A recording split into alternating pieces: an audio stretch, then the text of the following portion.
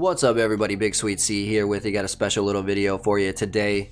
Today I want to talk about the game Dead Space. This is one that I definitely missed when it first came out. It originally came out on PS3, Xbox 360 generation. I know it's on PC as well.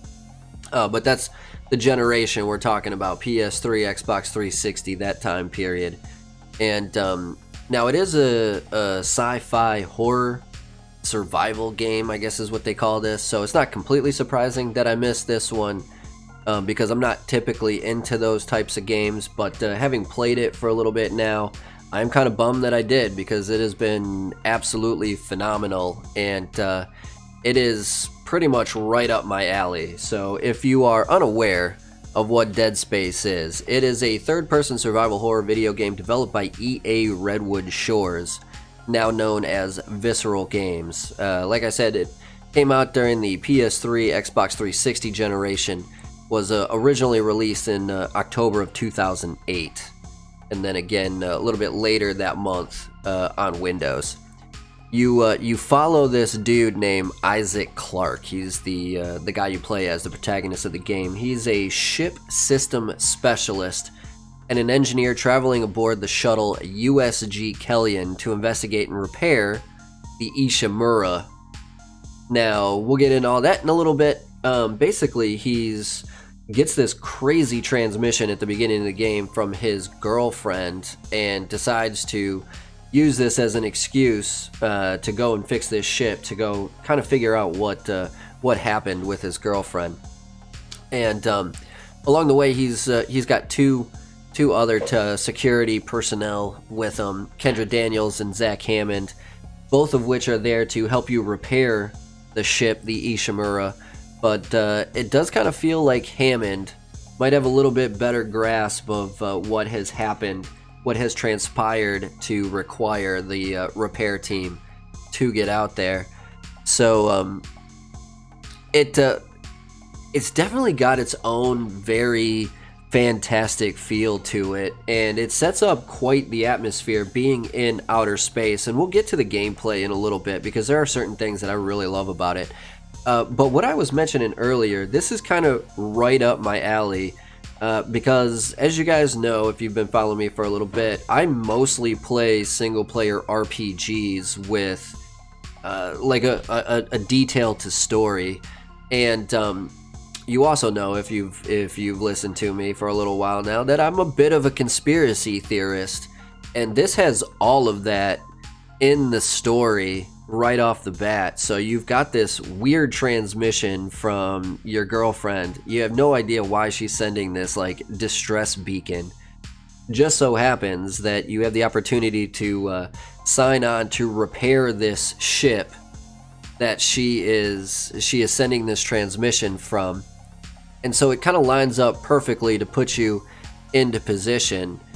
Come to find out, as you go through this game, you hear these audio logs and these recordings of all these kind of weird scientific experiments done through what's known as the Earth government. So this game takes place in the future, where humanity has come to an agreement that Earth is like one. So we've gotten to the point where we've created peace on Earth because we've all decided that humanity is greater than anything else in the universe. And so we've used that common unity to spread our influence throughout the galaxies. We've colonized different planets, mined them for their resources, and now we've got like this one ship that kind of flipped it all on its head, which to me is crazy coincidental considering we've just had one of the weirdest years of all time. Not to mention, it ended with a bunch of like really kind of prominent dudes talking about how aliens have contacted us in the past and they're going to continue to do so. And like, with the new COVID bill, there was that little attachment that whatever the Navy knows on UFOs, they have to release that information within 180 days. So it just kind of really hit home, and made me kind of weirded me out a little bit how coincidental this was to not only the game itself, but like all the kind of conspiracy stuff that's going on. That's had that fascinating kind of juxtaposition. What do they call it? Serendipitousness to it. It all just kind of came together, and it's really made me enjoy this game. And I just think it's so funny how close like everything has been in real life compared to what we've kind of experienced in this game. I mean, they even have so much as the Church of Unitology, right?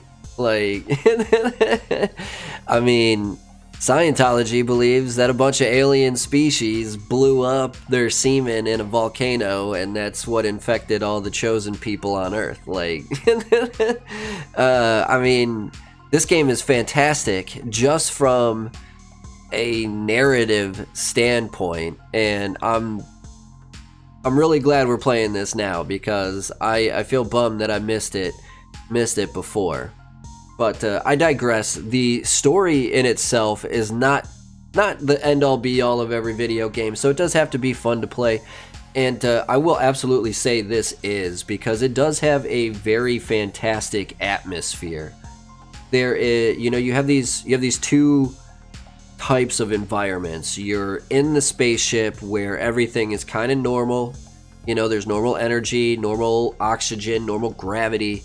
And then you have these spots where you're in zero gravity, or you're actually in outer space where there's zero gravity, but there's literally a vacuum of space.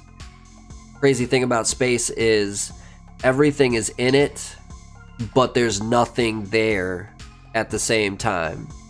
Space is everything, but space is also nothing simultaneously. And this game does such a fantastic job of putting you kind of into that space, that conundrum, if you will. You're moving through this area where you're worried about the enemies, you're worried about your oxygen, but you're also in this vacuum where you can't really hear anything, you can't really feel anything. There's no, like, it's a video game, so you can't like breathe it in. It gives you this great atmosphere of just nothingness while you're also in a state of panic, and it does it really well. Now, I've only gotten maybe a third of the way through, so I can't really tell if it gets any. I'm assuming it expands on that and it gets more exciting, so I can't wait for it.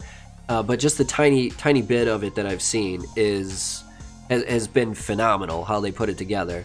The other spots are like the zero gravity stuff where you can like literally jump from floor to ceiling to like other ceiling, I guess. Like it's got this great kind of mesh of standard gameplay plus these like little bonus objectives, events, kind of special traverse ways that really kind of give it a unique experience, in my opinion. The gunplay is also pretty fantastic. So it's not like your typical kind of third-person shooter where you just kind of shoot everything you can in the head and kill them as fast as you can. These guys are these necromorphs, if you will, the enemies. They've kind of adapted to that. They are rejuvenated dead people, and so their normal systems that help them function aren't what help them function. So you're required to shoot for their limbs as opposed to shoot them in the head or shoot them in the chest. So it gives it kind of a different dynamic in gameplay, and throws you off what would be a standard third-person shooter game, which was kind of a unique twist. Now I've only gotten to barely experiment on the development, but it's a standard RPG. You gain experience, you gain levels, and with those levels you can improve your your suit. You can upgrade your suit if you want. You can upgrade your weapons that you have. I've only gotten to use the pulse rifle, I think is the first one. Plasma cutter, sorry. Plasma cutter is the one that you start with. I've only got to use that base weapon, but we've upgraded a couple of times. We've upgraded to our level 2 suit. We've upgraded that a couple of times. So it gives you the option, like a good RPG does, to develop certain things at certain times. Make your journey a little bit different every time you play it. And so, I mean, for a game that's as good of an RPG as this has been, I should have been more aware of this, you know. And maybe it was that time period where I wasn't really a console gamer, but this came out on PC as well, and so I'm sad that I missed the initial hype, because this has been everything that I could have expected out of an RPG. With that little added caveat that you know, real life also happens to be emulating some of my favorite art right now. So absolutely excellent gameplay, and now again, it's a horror game, but it actually hasn't been all that scary in terms of like for a lack of a better term, that kind of like jump scare stuff. It really hasn't been that.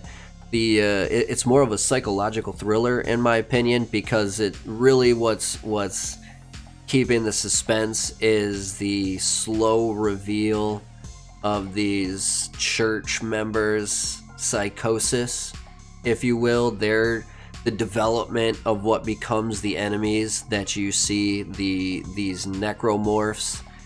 It's really kind of more of a sci-fi book than it is like a jump scare horror game, and I can appreciate that.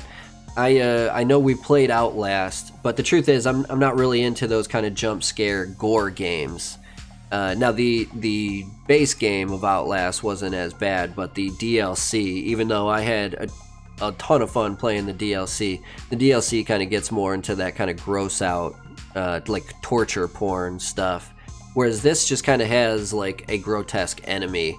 But it's not so much torture, it's more psychological thriller, and that's better for me, because anybody who watched me play Outlast knows that I'm kind of a coward when it comes to that stuff. So you can ask my wife. I've had to share her side of the bed a couple of times after playing these games. So but it's definitely been a heck of a time, and if you haven't checked it out yet, if you have Game Pass, it happens to be free with Game Pass because of the EA Play.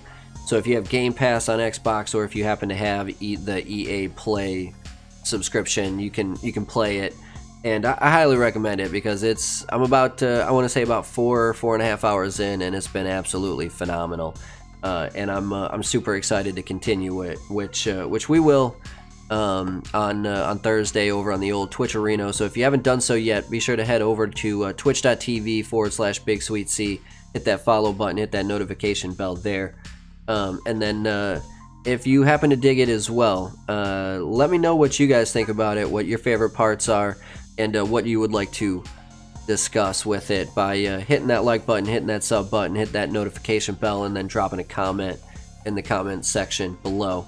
But either way, that's going to do it for this one. BigSweetC, that's me, wishing YouTube, that's you, wonderful day, night, morning, afternoon, evening, whatever time of day it might be. As long as you're watching, I'm wishing you a wonderful watching time. Sweetness, signing off. Peace.